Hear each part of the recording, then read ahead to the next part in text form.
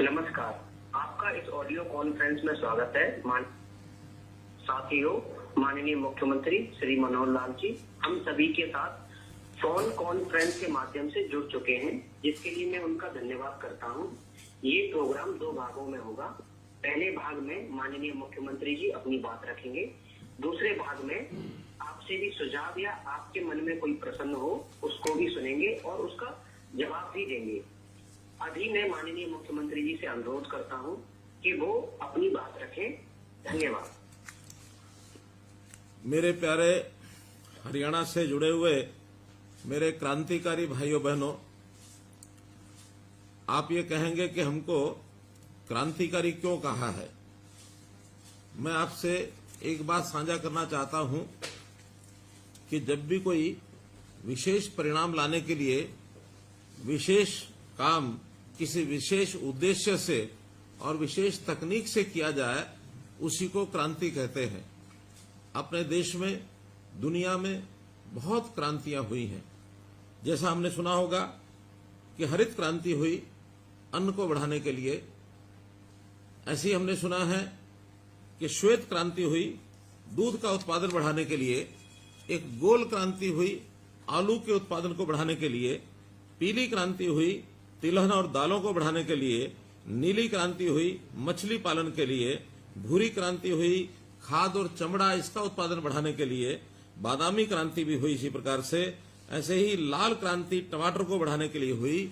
और मैं एक आज विशेष आपसे साझा करना चाहता हूं इस बात के लिए कि एक अमृत क्रांति जिसमें जल को कैसे बचाया जाए, इस क्रांति में आप सब लोगों ने भी भाग लिया है। इसीलिए मैं आपको अपना क्रांतिकारी मित्र बता रहा हूं और आपको बताया गया होगा कि आपने अपने इस प्रदेश में पानी को किस प्रकार से व्यवस्थित ढंग से उपयोग करना है, पानी का कैसे कम उपयोग किया जाए, इस पर ध्यान दिया है। उस योजना के आप भागीदार बने हैं। हम जानते हैं कि पानी कम भी और ज्यादा भी दोनों हानिकारक हैं। ज्यादा पानी आ जाए तो बाढ़ आती है और हमारी फसलें बाढ़ में नुकसान हो सकता है। ऐसे ही पानी अगर कम हो तो सूखा पड़ जाता है, हमारी बोई फसलें भी एक प्रकार से उत्पादन उसका खत्म हो जाता है, फसलें सूख जाती हैं। तो दोनों का ही एक प्रकार से हानिकारक है। हम जानते हैं कि पानी जो है उसके बहुत स्रोत हैं। हमें नहरों से पानी मिलता है, वर्षा से पानी मिलता है और साथ ही हम पृथ्वी के गर्भ से भी पानी निकालते हैं। अपने कुएं, अपने ट्यूबवेल ये लगा करके पानी निकालते हैं। हमारा एक समय था परंपरागत तरीके से हम अपने तालाबों से सिंचाई करते थे वर्षों पहले, और तालाब भी अपने आप नहीं बने थे। तालाब भी हम देखते हैं गांव के किनारे बहुत से उस समय के लोगों ने अपने अपने गांव में बड़े बड़े तालाब खोदे ताकि इस वर्षा के पानी को हम इकट्ठा कर सकें और उसका उपयोग कर सकें दैनंदिन जीवन में भी और सिंचाई में भी। अब इस प्रकार का एक समय अब आया है, हमको इन सब चीजों पर ध्यान करना होगा कि समय के हिसाब से चीजें अब बदल गई हैं, क्योंकि अब पानी का उपयोग, ये अंधाधुंध पानी का उपयोग होने लगा है। हमें खेती के लिए भी पानी चाहिए, हमें पीने के लिए भी पानी चाहिए, हमें दैनंदिन जीवन में जो पानी है उस पर भी बहुत उपयोग उसका होने लगा है। उद्योग के लिए भी पानी जो है वो हमको चाहिए और पानी निरंतर कम होता जा रहा है। एक प्रकार का अगर कहें कि जैसे मौसम में बदलाव हो रहा है, वैसे वर्षा भी अब अनिश्चित हो गई है। समय के अलावा आगे पीछे वर्षा होती है जिसका नुकसान होता है। अभी इन्हीं दिनों में वर्षा के ज्यादा होने से हमारी फसलें कितनी खराब हुई हैं। तो इन सब बातों का जब ध्यान करते हैं तो हमें पानी बचाने का एक विचार ये जरूर आता है। हम जानते हैं जल, जंगल और जमीन ये तीनों चीजें हमारे जीवन का आधार है और इन तीनों पर हमको चिंता करनी चाहिए। और जब चिंता करने की बात आई तो उसमें से एक विचार आया कि आखिर पानी का सदुपयोग कैसे किया जाए, पानी को कैसे बचाया जाए। जैसा हम देखते हैं कि पानी खेती के लिए सबसे ज्यादा पानी धान में उपयोग होता है, गन्ने में उपयोग होता है। इस पर हमने एक नया विचार जो आपके सामने मैं रखने वाला हूं, लेकिन उससे पहले कुछ और चीजें ये ध्यान आपको मैं कराऊंगा कि पानी जमीन के अंदर से हम दोहन करते हैं तो जमीन धीरे धीरे पानी उसका खत्म होता जा रहा है और इससे जमीन बंजर होती जा रही है। पानी जमीन के लिए उसी प्रकार का एक मैं कहूंगा कि एक पानी की मात्रा जैसे शरीर में खून होता है। अगर हट्टा कट्टा रिष्ट पुष्ट बलशाली शरीर, उसमें से खून की कमी हो जाए तो शरीर क्षीण होता चला जाता है, कमजोर होता चला जाता है, शरीर में ताकत नहीं रहती है। ऐसा ही अगर हम जमीन में सोचते हैं तो जमीन का जब पानी हम एक सीमा से अधिक निकालते हैं तो जमीन भी धीरे धीरे गैर उपजाऊ हो जाएगी, बंजर हो जाएगी। एक प्रकार से मरुस्थल और रेतीला इलाका वो भी पानी के कमी के कारण से होता है। उसमें से ही ये सब विषय हमको ध्यान में आए कि हम पानी का किस प्रकार से उपयोग ठीक करें। और इसके लिए जब पानी की कमी महसूस हुई, पानी जमीन में बहुत नीचे जाने लगा, तो डार्क जोन का एरिया ये घोषित हुआ। सेंट्रल वाटर कमीशन, केंद्र का जल आयोग, उन्होंने भी हमारे प्रदेश के 36 ब्लॉक उनको डार्क जोन घोषित कर दिया है। एक रिपोर्ट के अनुसार हमारे 7,287 गांव, जिसमें 3,041 के अंदर पानी की कमी महसूस की गई है और 1948 तो ऐसे हैं जो गंभीर संकट में आ गए हैं। उन जगह पर तो पानी 30 मीटर से भी ज्यादा नीचे चला गया, अर्थात 100 फुट से भी ज्यादा।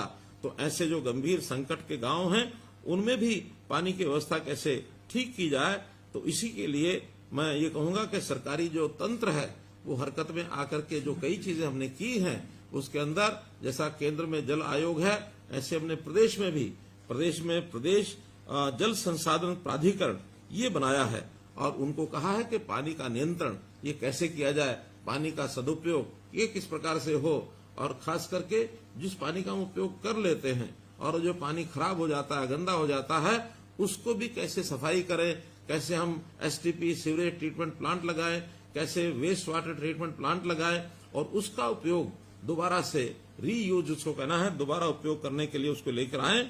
आपकी जानकारी के लिए हमने करोड़ों रुपए लगा करके 200 एसटीपीज लगाए हैं और इसका लगभग 700 क्यूसेक पानी ये हम इसको दोबारा से उपयोग कर रहे हैं। और इसमें चाहे वो हमारी इंडस्ट्री में काम आता है, चाहे वो बागवानी में काम आता है, खेती में सिंचाई के लिए भी उसका उपयोग कर रहे हैं। तो एक बड़ी जिसको कहना चाहिए बड़े कदम इसके लिए उठाए जा रहे हैं। और इस नाते से दूसरा जो ज्यादा चिंता का विषय है वो जमीन के अंदर का पानी। जमीन के अंदर के पानी को पूरा करने के लिए पहले हमारे तालाब थे, वो भी उपयोगी होते थे। जमीन में पानी को रिचार्ज करके नीचे सतह पर पहुंचाते थे। जमीन पोरस भी होती थी।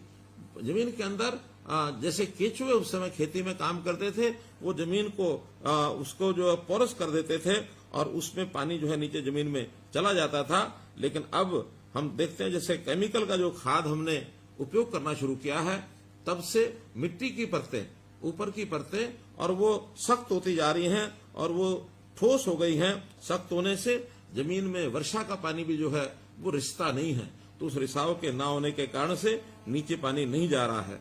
हमने इसके लिए कुछ प्रयोग करने शुरू किए हैं, जैसे रिचार्ज वेल, जैसे पानी जमीन के अंदर वर्षा के दिनों में कैसे जा सके, लगभग 1000 रिचार्ज वेल ये हमने बनाए हैं। इसी प्रकार नई झीलें और जो पुरानी झीलें हैं और तालाब हैं उनको साफ करने का काम, नई झीलें बनाने का काम ये हमने किया है। इसके लिए हरियाणा में तालाब प्राधिकरण ये भी हमने बनाया है। लगभग 8000 तालाब हैं, उसको कैसे स्वच्छ किया जाए, कैसे उसकी सुंदरता बढ़ाई जाए, कैसे उसके पानी का उपयोग माइक्रो इरिगेशन के नाते हम उपयोग कर सकते हैं। तो इस प्रकार से ये सारे कदम और हमने उठाने शुरू किए हैं। मित्रों, पानी जो है वो बचाना बहुत जरूरी है। जैसे बताया कि पानी के बिना जमीन सूनी हो जाएगी। हम हमेशा अपनी जमीन को बचाने का काम करते हैं, इकट्ठा करने का काम करते हैं, सपने लेते हैं कि हमारे बाद हमारे बच्चों के वो जमीन काम आएगी, वो जमीन हमारी जायदाद है और उस जमीन को हम अपनी विरासत मानते हैं। लेकिन भूलिए मत कि जमीन के साथ पानी ये भी हमारी विरासत है। अगर पानी के बिना जमीन हमने दी तो उसका कोई उपयोग नहीं हो पाएगा। इसलिए हमने इस कार्यक्रम को शुरू किया, जिसका नाम दिया हमने मेरा पानी मेरी विरासत। और मेरा पानी मेरी विरासत के अंतर्गत जो योजना बनाई गई वो यही बनाई गई है कि हम कैसे इस पानी का उपयोग, इसका प्रबंधन ये हम कैसे ठीक करें।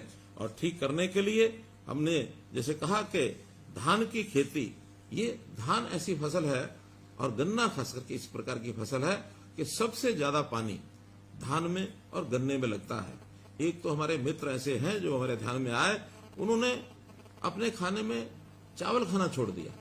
और क्यों छोड़ा? वो कहते हैं कि 1 किलो चावल के उगाने में, उसको पैदा करने में 3000 लीटर पानी लगता है।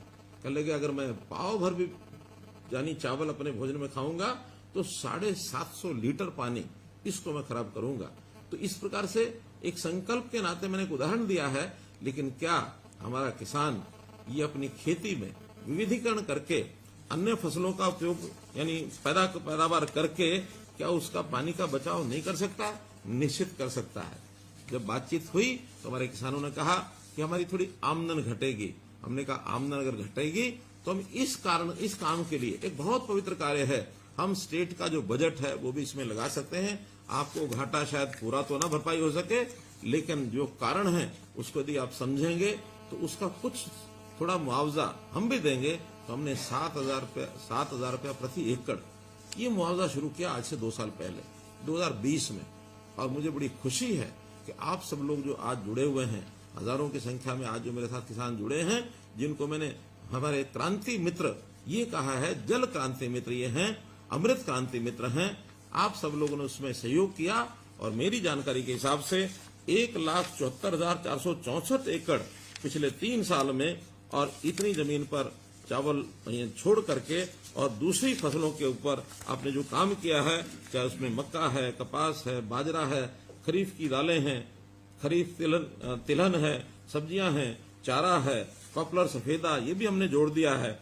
तो ऐसे लगातार हम तीनों वर्ष में जो रिजल्ट निकाल पाए 1,74,000 और 464 एकड़ भूमि पर हमने अपनी बिजाई दूसरी फसलों को बो करके एक बहुत अच्छा काम किया है। और मैं चाहूंगा कि आपने जिन्होंने काम किया ये एक पवित्र कार्य, पुण्य कार्य किया, अपनी अगली पीढ़ी के लिए किया।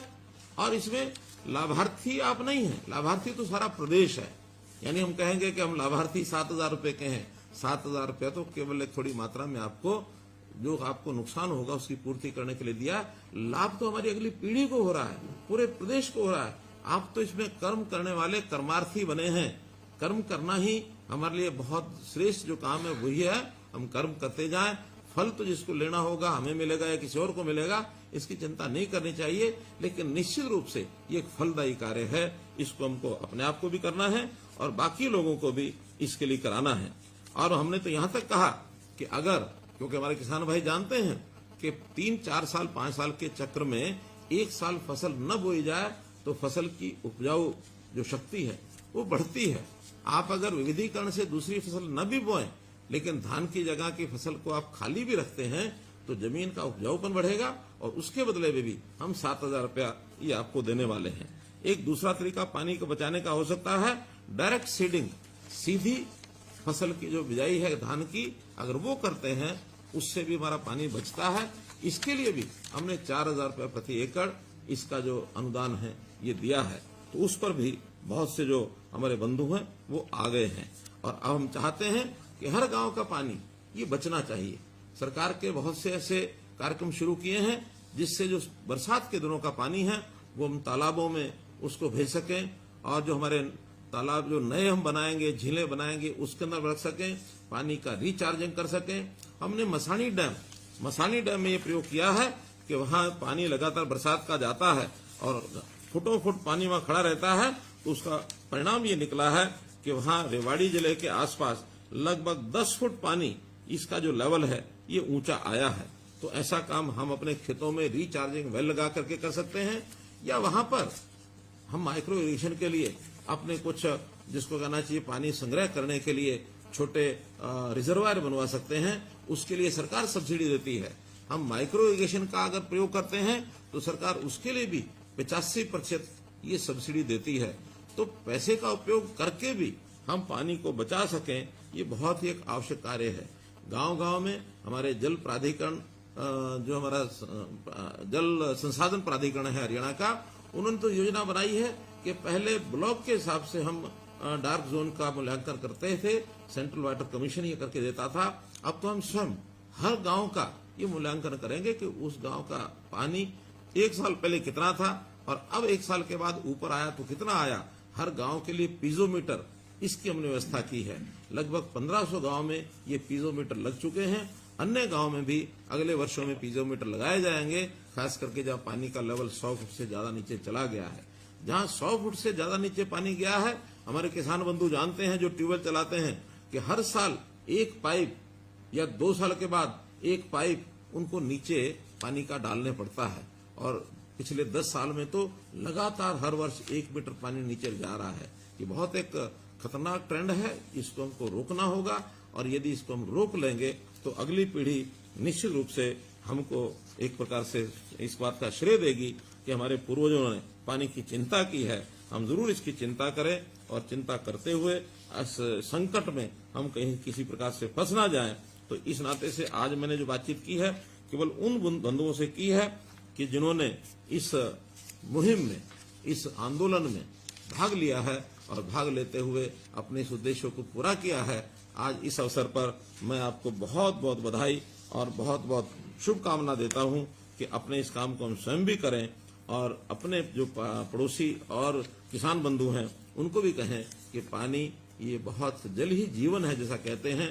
तो जल ही जीवन के नाते से पानी को बचाना, अगली पीढ़ी के लिए पानी हमारा ठीक से हमें मिले, इस एक संदेश के साथ मैं आपको पुनः बहुत बहुत शुभकामना देते हुए बहुत बहुत धन्यवाद करता हूं।